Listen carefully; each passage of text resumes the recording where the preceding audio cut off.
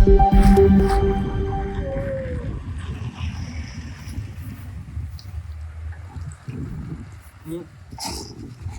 ना।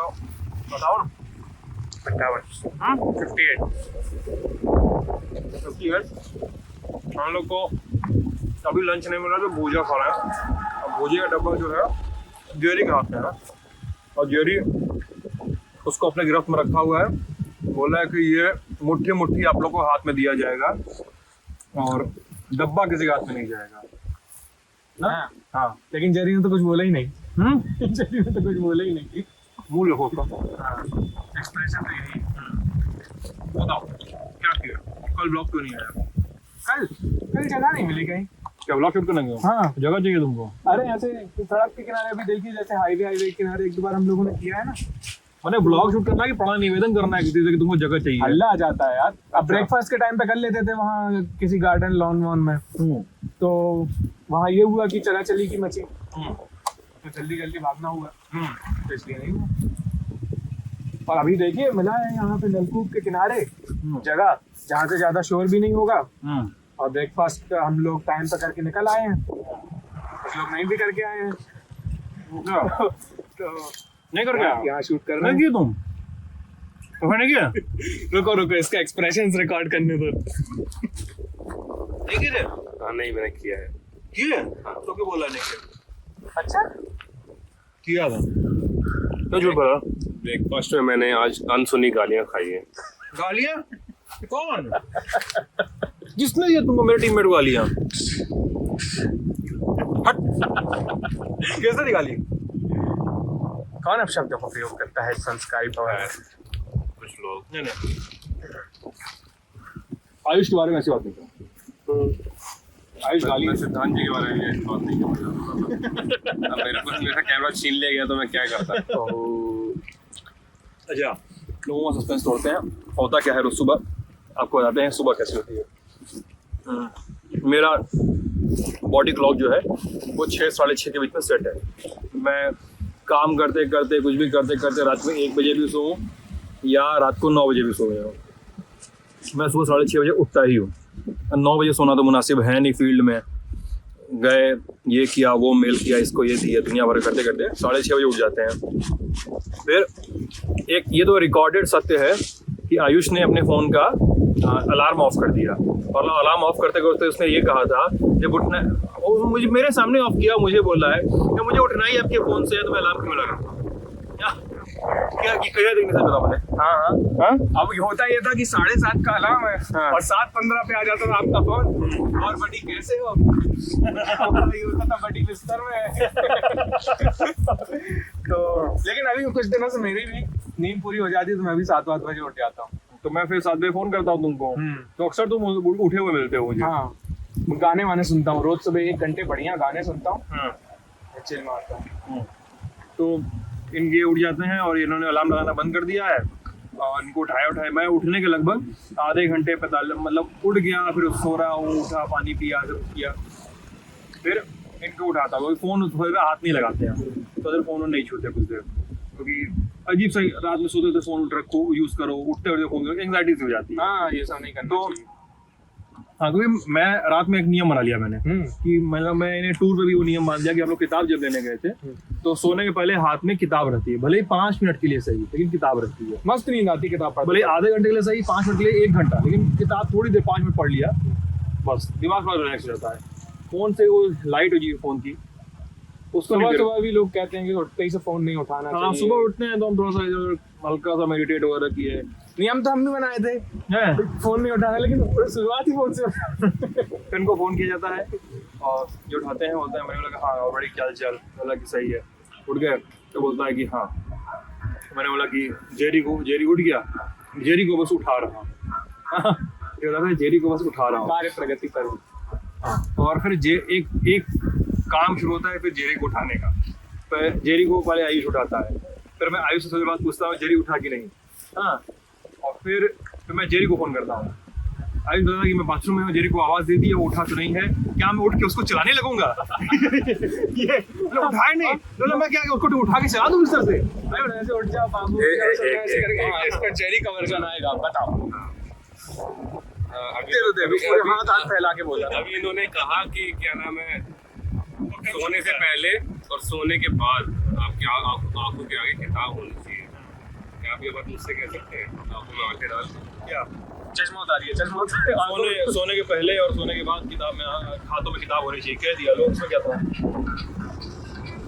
एडिटिंग कौन करेगा? एडिट कौन करेगा? मैंने ये नहीं कहा कि थंब रूल है, मैंने ये नहीं कहा कि थंब रूल एक ऐसा होना चाहिए। मैंने ये कहा, देखो मैंने ये देखा, मैं वही बात कर रहा हूँ जो मैं भीड़ में कहता हूँ, भाई मैं बात पूरी कर लूँ। ये थंब रूल नहीं है, अगर ये मैनेज हो सकता है तो मैं बैठ के पूरा उपन्यास नहीं करूँगा। मैं लेट क्यों होता हूँ? नहीं, इसका वर्जन हो गया। नहीं अरे अब हर कोई बोल रहा है। देखो भाई साहब, रात को एडिट करना होता है, हम लोग पहुंचते 10-11 बजे तक होटल पहुंचे, मैं कॉपी लगाऊंगा, आधा घंटा कॉपी करने होने में लगेगा, बज के 10:30, फिर मैं उसको सबको एक प्रोजेक्ट बना के टाइमलाइन पे डालूंगा। तो ये मानो मेरा मोटा मोटा जेरी का एक वीडियो है, इसमें बताया है कितना दुरूह काम है एडिट करना हम लोग इस स्टफ को सारा। हाँ, तो मोटा मोटा मानो मतलब उसमें कुछ जैसे कोई गाली दे गया है, कोई ऐसा आके कोई हल्ला गुल्ला हो गया, कोई ऐसा असंसदीय किस्म का हो गया है, तो कुछ बोल गया है, तो वो सब काटने कूटने में मेरे को लगभग 1-1.5 बज जाता है। फिर मैं उसको सब कुछ लगा के एक्सपोर्ट लगा के सोता हूँ। ठीक है, सोता तो क्या मतलब कि थोड़ा आराम की मुद्रा पे जाता हूँ, और मैं हर आधे 1 घंटे बाद अपनी नींद को तोड़ के त्याग के सिद्धांत जी के लिए नींद को त्याग के मैं उठ के देखता हूँ कि एक्सपोर्ट चल रहा है। ये बात मुझे आज पहली बार बताई जा रही है। अभी तक मुझे ये पता था कि अरे सर सोए थे, बहुत अच्छी नींद आई, तो आपको ये बोला। आगे बताओ। हाँ बताओ। नहीं बताओ। अगर आपको झूठ बोलना सीखना है तो इनसे सीखिए।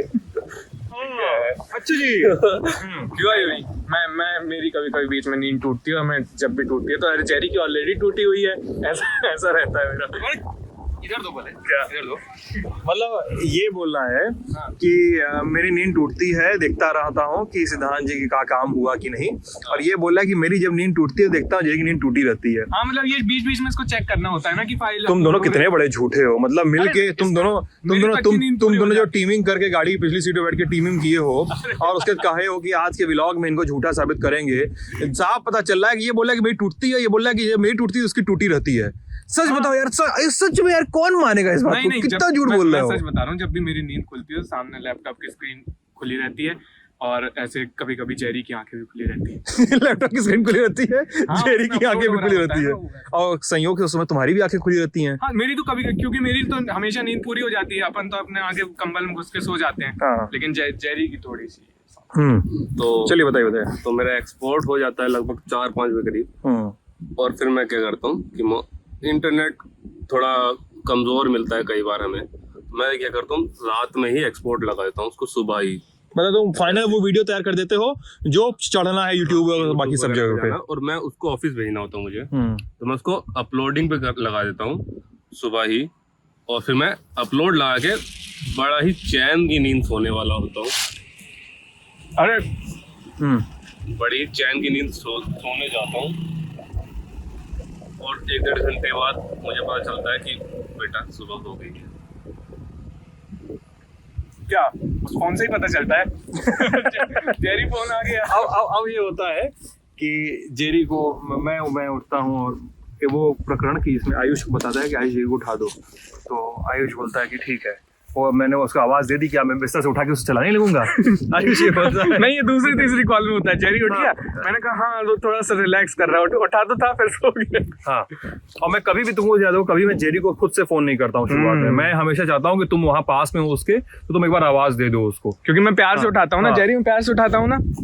हाँ, फिर होता है कि फिर मैं जेरी को कॉल करता हूँ, जेरी का फोन नहीं उठता है, फिर मैं कमरे पे जाके नॉक करता हूँ, कमरे पे DND वाला साइन ऑन होता है, ये डू नॉट डिस्टर्ब, बाहर घंटी जाने पे घंटी नहीं बजेगी। और उसके बाद ये होता है कि मैं कमरे का दरवाजा नॉक करता हूँ, 1 नॉक, 2 नॉक, 3 नॉक, 4 नॉक। हाँ, और मैं थोड़ा सा म्यूजिक प्लेफुल तरीके से म्यूजिक बजाता हूँ, और आयुष जो है कमरा नाचते हुए खोलता है हमेशा। कभी कभी जैमिंग करने लगते हैं आप हाँ, बाहर ये मैं अंदर से बजा रहा हूँ, दरवाजे के इस पास से दरवाजे के उस पास से, दोनों लोग बजा रहे हैं, ढिंग टड़क और खोल रहे हैं, नाचते हुए खोल रहे और हैं। बीच में घंटी भी ऑन हो जाती है तो फिर तो म्यूजिक आ जाता है हाँ, पूरा। पूरा वो बिल्कुल 15 सेकंड का वो एक मस्त सा पीरियड होता है जिसमें आयुष और मैं जुगलबंदी करते हैं। और फिर पूछा जेरी उठ गया, तो ये बोलता है, ऐसे बोलता है, कैसे होता है देखिए। देखिए हमने, अच्छा ठीक है, अब जो है यही है। अब जो देखिए यही है। अब ऐसे होता है, उठाया तो था मैंने। आयुष लाइक उठाया तो था मैंने।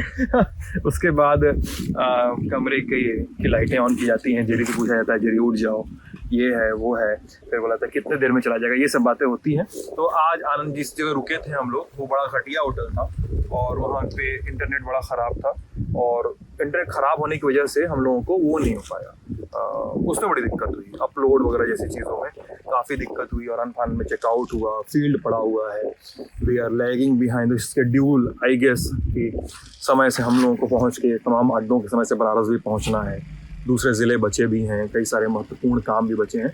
तो ऐसा हम लोग अभी चाह रहे हैं कि समय से कर लिया जाए, कि न्यू ईयर के आसपास, नए साल के आसपास लोग अपने अपने प्रियजनों के पास हों, अपने अपने घरों पे हों, लोगों के पास हों, थोड़ा सा 1-2 दिन का एक छोटा सा वो ब्रीदिंग पीरियड मिले। फिर 9 जनवरी को, या 8 या 9 जनवरी का क्या तारीख, 9 जनवरी को अड्डा कॉन्क्लेव ना, हमारा एक बड़ा इवेंट है, लखनऊ में प्लान्ड है, हमें उसकी भी तैयारी करनी है।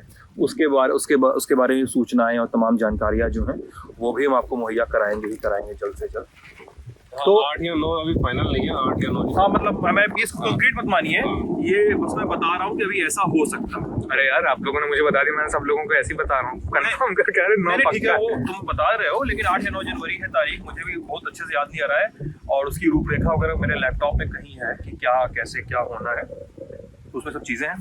तो कैसा रहा दिन, हम लोग भैया कहाँ गए, देवरिया में थे, देवरिया में थे हम लोग देवरिया में थे। हम लोगों ने देवरिया में बहुत नायाब किस्म का हाथ से बनने वाला हैंडीक्राफ्ट प्रोडक्ट देखा, जो हैंडीक्राफ्ट का ऐसा बना होता है, ऐसा कबाई पैसा बात कर रहे हो यार। मैंने हैंडीक्राफ्ट प्रोडक्ट देखे जो डेकोरेटिव होते हैं, जैसे घरों में जो झूमर टंगे होते हैं वो कॉटन की सूत की रस्सियों से बने हुए, वॉल हैंगिंग सूत की रस्सियों, शीशे के चारों उनके कवर रस्सियों से बने हुए, की रिंग्स छोटे छोटे और हाथ से बने हुए, वो सब हमने देखे, वो वीडियो आ चुका है। फिर हम बलिया आ गए। बलिया में हमने क्या किया था, बलिया में हम कुछ लोगों से, हाँ, बिंदी से हमने बिंदी का काम देखा, और आयुष ने सिंदूरा का काम देखा, मतलब जिसमें वो पात्र लकड़ी का जिसमें सिंदूर रखा जाता है। हाँ। और उन्होंने मुझे काफी चीजें पता भी चली, जैसे संस्कृति वाली जो चीजें होती है ना, संस्कृति वाली चीजें, एक सदाचार और संस्कृति वाली किताब भी आती थी 4वीं-5वीं में, तो वो ज्ञानवर्धन हुआ कि आम की लकड़ी का ही क्यों बनाते हैं उसको, और कभी खाली नहीं होना चाहिए। जेरी को काफी चीजें पता थी, जेरी का ये नॉलेज बहुत सही है। और जब पति की डेथ हो जाती है तो फिर उसके साथ ही जाता है वो, और ये सारी चीजें फिर वो नहीं, पत्नी अगर विवाहित, पत्नी की अगर मृत्यु होती है पति से पहले, तो उसे चिता पर रखा जाता है। हिंदू समाज से अगर जो अंतिम संस्कार होता है, तो सिंदूर से भरे हुए सिंदूर दान को, जिसको आम भाषा में सिंदूर दान कहते हैं और सिंधौरा भी कहते हैं, यहाँ सिन्होरा हाँ, मतलब वो इस तरह से एक इंटरचेंजेबल नेम है। तो उसमें होता क्या है कि जो अगर स्त्री जो है विवाहिता है मृत्यु के समय, और तो उसके साथ उसको रखा जाता है,